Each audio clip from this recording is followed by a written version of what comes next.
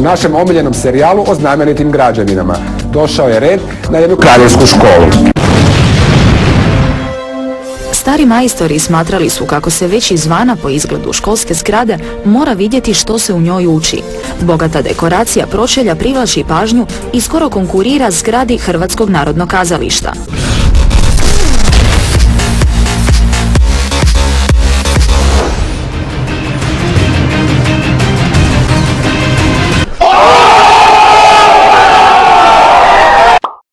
Originalna građevina sadržavala je neke zanimljive prostore.